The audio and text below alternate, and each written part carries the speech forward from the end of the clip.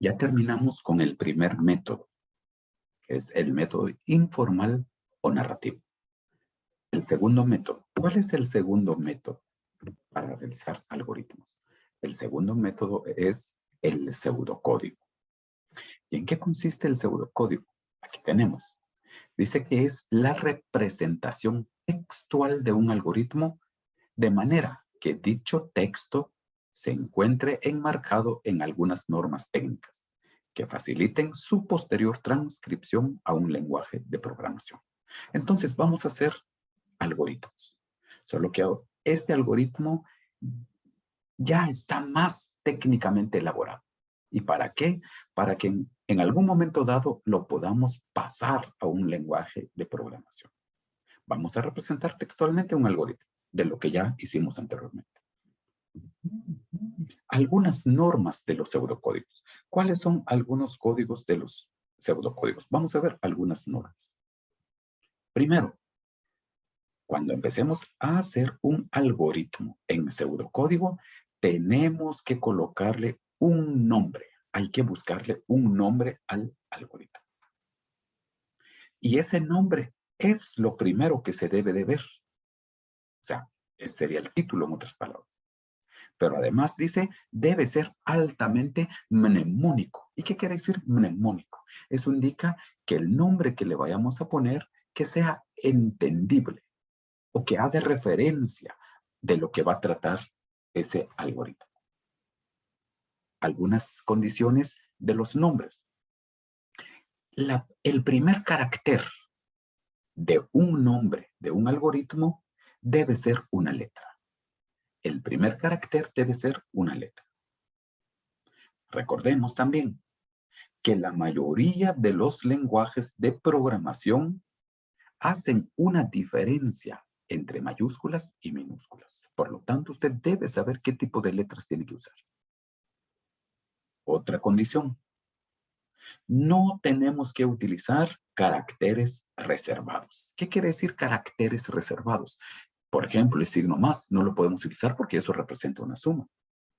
El signo menos representa una resta. La diagonal, que sería una división. Entonces, estos símbolos no los podemos utilizar. Estos caracteres no los tenemos que utilizar porque los va a reconocer como operaciones. También hay que tener presente que algunos lenguajes de programación no admiten tildes, o sea, no aceptan tildes. Tampoco vamos a utilizar palabras reservadas, o sea, palabras que pertenecen a un lenguaje de programación. Por ejemplo, add, no vamos a usar solamente add. At, de, if, no podemos usar porque son lenguajes que pertenecen a cierto, son palabras que pertenecen a cierto lenguaje de programación. Primera norma, colocar un nombre. Veamos los ejemplos. Miren, área triángulo. Si ustedes ven, el primer carácter es una letra.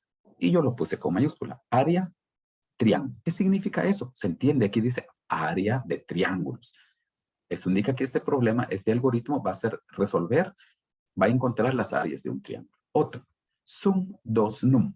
Ay, ¿qué significa? Sumar dos números. Miren, es un nombre mnemónico, o sea, que haga referencia de lo que vaya a tratar. Sueldo lic, sueldo líquido. Dibujo cuadro, dibujar cuadrado. Ahí están los nombres, unos ejemplos de los nombres de algoritmos. 2. Declarar las variables con las que se trabajarán durante el programa. Recuerden que el primer paso hay que colocar el nombre del algoritmo.